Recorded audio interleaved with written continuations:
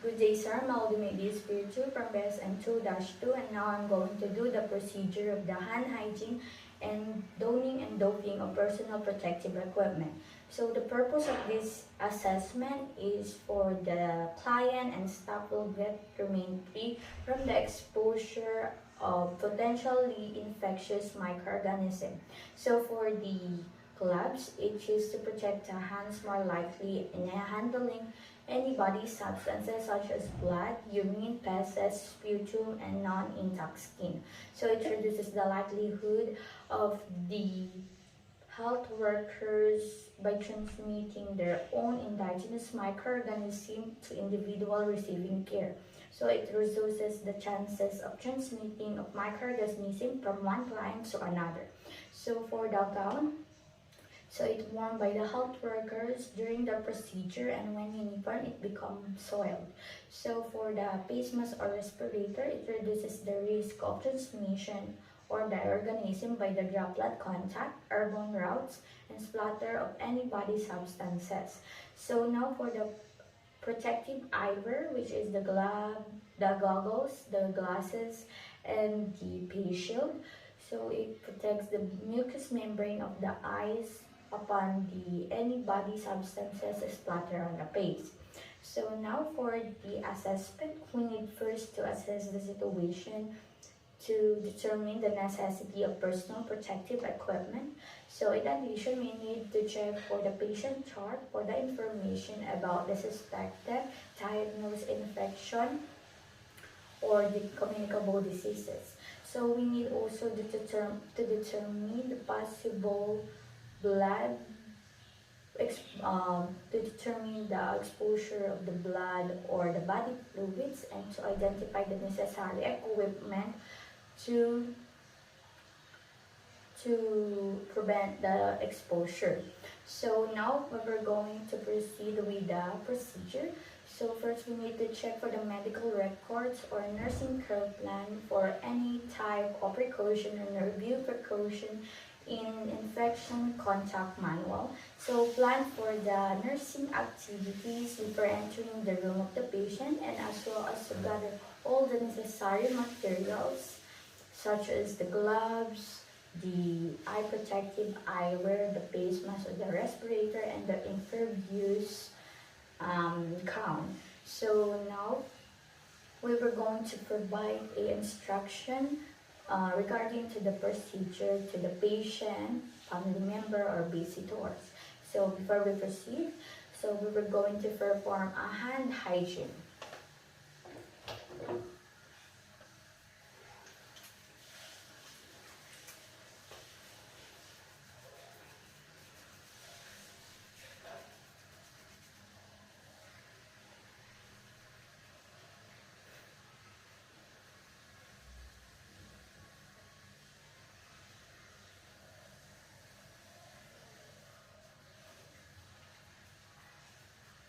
So now we're going to proceed for gowning. So first we need to pick up the clean gown and allow it to unfold in front, so without any touching soiled areas with any body substances, because these prevent the cross-contamination between the soiled and the clean areas. So after that, we're going to fasten the ties at the neck in order to keep the gown in place. So after that, we're going to overlap the gown at the back, so as much as possible. So we're going to fasten the waist string. So if it is long, we're going to tie in front of the body.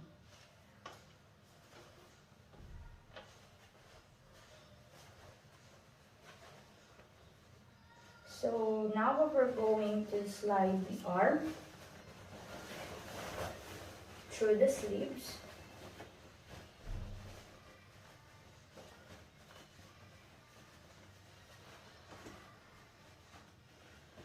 So before we fasten the string, we need to secure to fasten. So now we're going to fasten the necktie.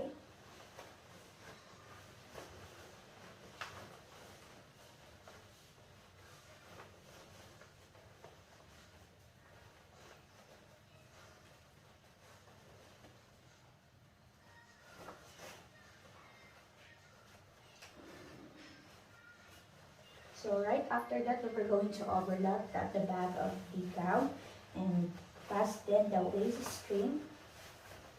And if it is long, fasten in front of body.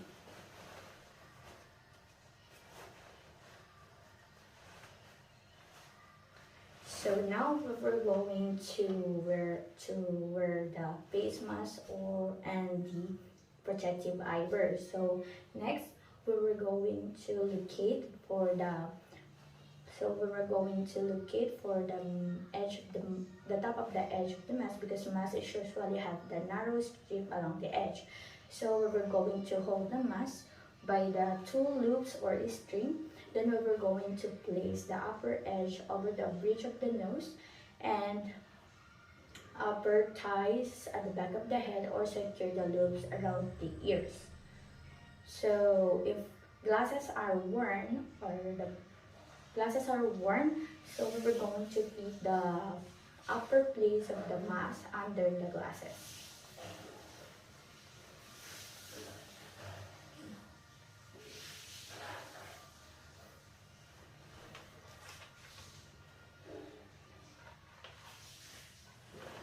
So now for the donning of gloves. So we were going to open the package at the edge of the cover. Then we were going to, using the dominant hand, we were going to grasp the one glove with the opposite one glove. And then we were going to slide it inside the non-dominant hand and leave the cup, or leave the folded cup, inside out.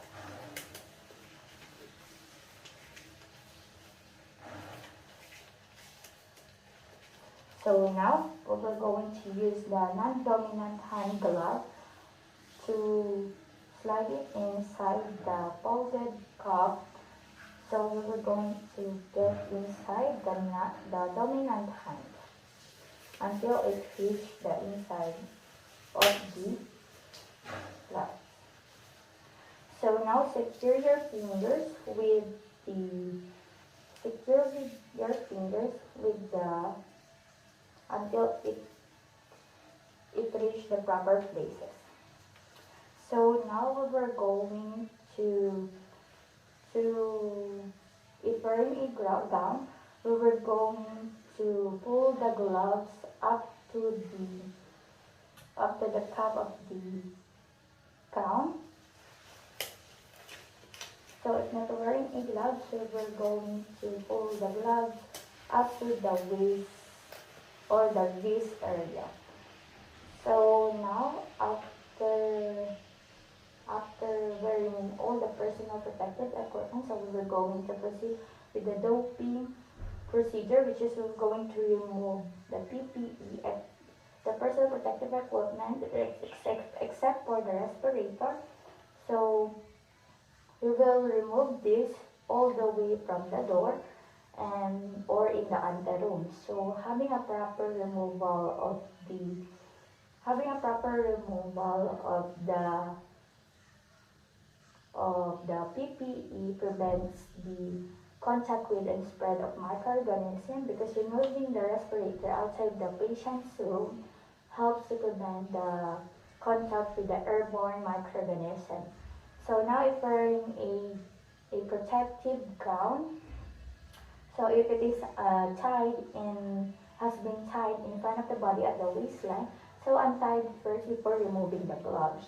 So outside front of the equipment is considered as contaminated. So the inside, the back, the outside back, the tie at the head and the back are considered as clean, which are all the PPE is usually clean, because that has not likely or that had been contact with the infectious microorganism.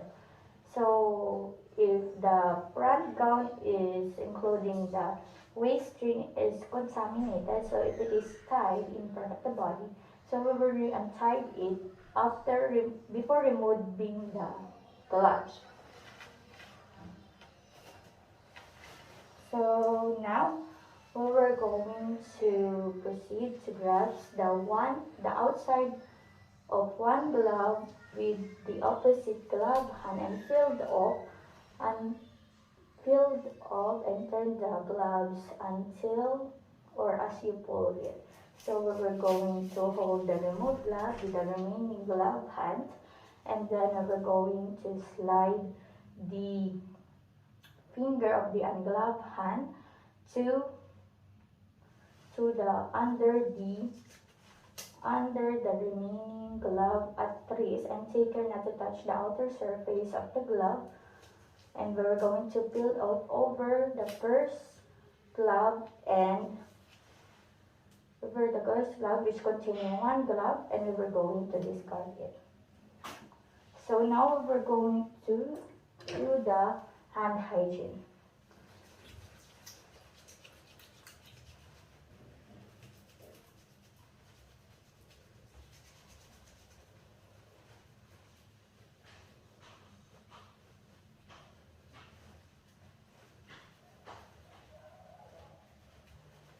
Then now we were going to remove the eye protective eyewear or the face shield. So by handling in the headband or in the earpieces, or by lifting away from the face and place it to the designated receptacle for processing or in the proper waste receptacles.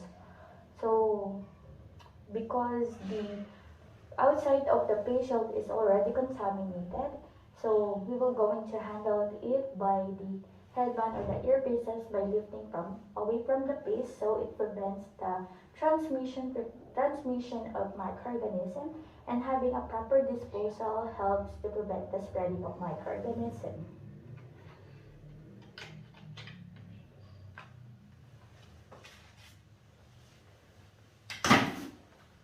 So now we were going to remove the crown by unfasten the tie at the neck and at the back.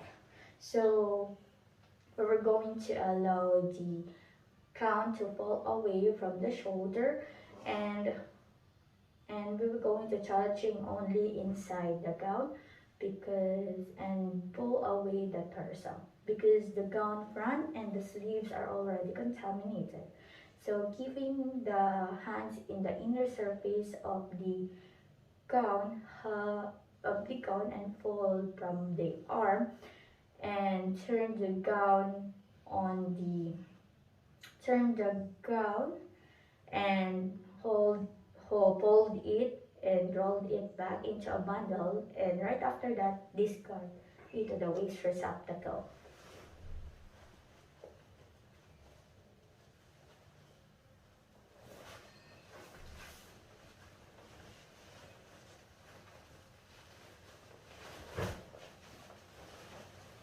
As much as possible, put away from the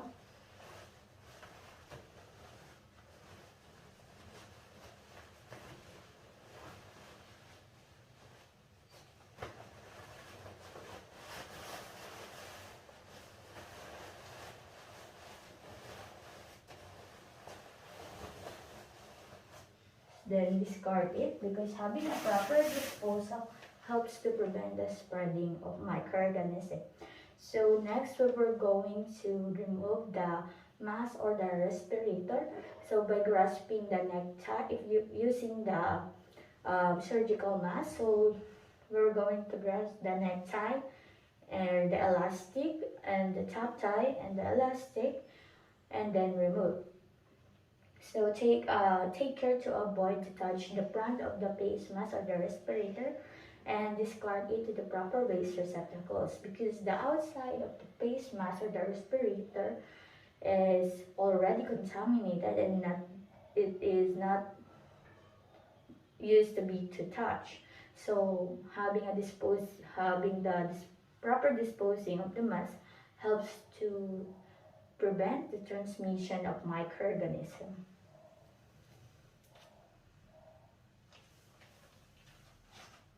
So now, after performing all the removing of personal protective equipment, we will perform hand hygiene immediately.